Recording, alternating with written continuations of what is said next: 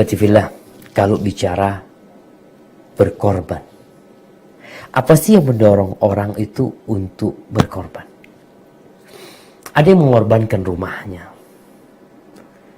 ada yang mengorbankan nyawanya.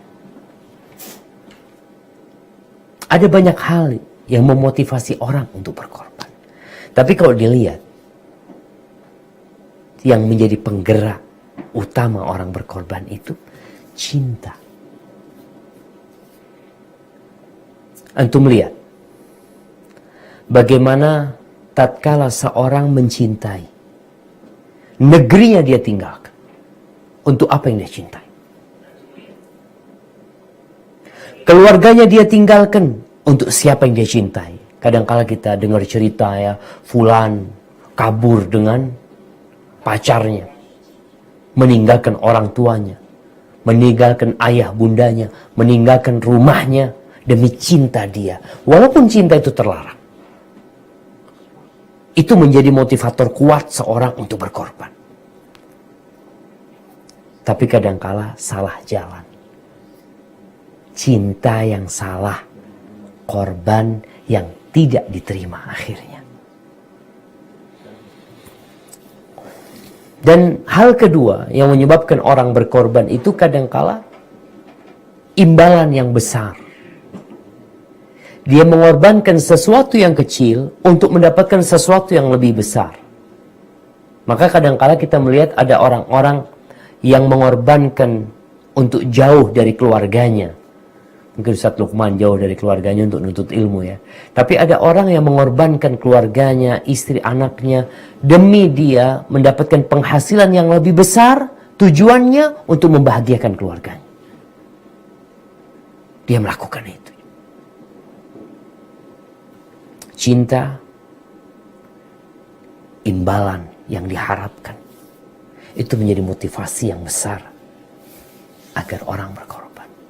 Coba kita lihat Nabi Ibrahim alaihissalam, yang selalu kita dengar ceramah tentang Nabi Ibrahim, bagaimana korban dia. Nabi Ibrahim itu diangkat sama Allah sebagai Khalil, sebagai kekasih. Tapi pengangkatan Nabi Ibrahim menjadi Khalilullah melalui proses yang panjang.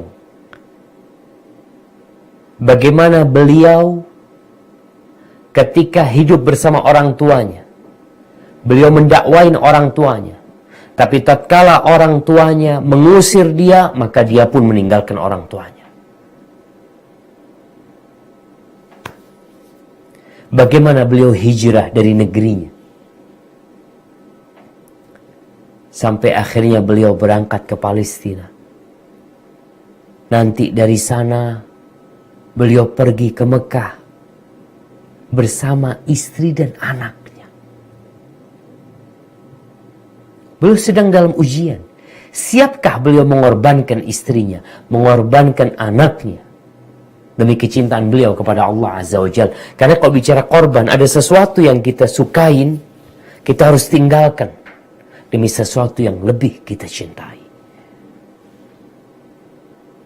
Akhirnya Nabi Ibrahim bawa tuh Hajar dan Ismail ke Mekah. Dan cerita akhirnya Nabi Ibrahim sukses, berhasil. Allah sebutkan hal itu, mungkin bisa dibaca di surat Al-Baqarah ayat 124. Di surah Al-Baqarah ayat 124. A'udzu billahi minasy syaithanir rajim. Wa idh ibtala Ibrahim rabbuhu bikalimatin fa'atammahun. Qala inni ja'iluka lin-nasi imama. Qala wa min dhurriyyati. Qala la yanalu 'ahdiz zalimin. Yang artinya, dan ingatlah ketika Ibrahim diuji Tuhannya dengan beberapa kalimat, lalu dia melaksanakannya dengan sempurna.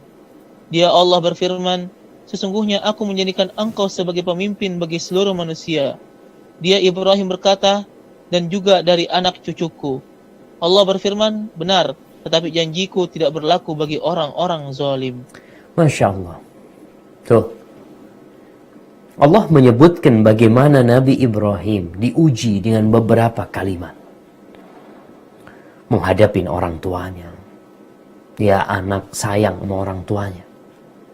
Tapi kalau dikasih dua pilihan, antara orang tua atau Allah, antara ibunda atau Allah Azza wa Jalla dan Rasulnya, kadangkala kita dihadapkan dengan pilihan yang sulit. Maka di sini, untuknya engkau siap mengorbankan segala sesuatu. Nabi Ibrahim dibakar, tapi beliau juga nggak peduli. Beliau melihat api itu menyala-nyala.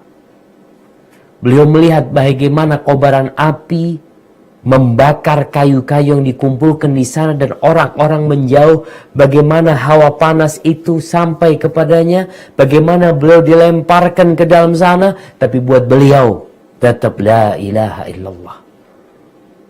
Kalaupun nyawaku yang harus jadi korban, tapi aku tetap mengatakan la ilaha illallah. Dan bagaimana Nabi Ibrahim ketika dilemparkan ke api. Di riwayat datang Jibril menawarkan bantuan. Kata Ibrahim, amma ilaika fala. Kalau bicara aku butuh sama engkau enggak. Engkau makhluk, aku makhluk. Sama. Semua baru bisa berlaku tatkala sang mengizinkannya. Maka Ibrahim mengatakan, hasbunallah wa ni'mal wakil. Cukup Allah. Allah sebaik-baiknya penolong. Ditinggalkan semua yang ada di muka bumi ini. Malaikat-malaikat pun, siapapun dia tinggalkan, dia mengatakan hasbunallah wa ni'mal wakil. Cukup Allah. Apa yang terjadi? Allah mengatakan kepada api itu, ya nar, ya nar. Allah tidak mengirimkan angin atau badai yang mematikan itu api. Allah tidak menurunkan hujan yang mematikan itu api. Tapi Allah berfirman kepada api yang merupakan ciptaan Allah Azza wa Jalla. Allah mengatakan, ya nar, kuni bardan wa salaman ala Ibrahim. Jadilah engkau dingin dan keselamatan buat Nabi Ibrahim. Lulus Nabi Ibrahim. Apakah ujian itu selesai? Selama hayat masih dikandung badan, cinta harus dibuktikan.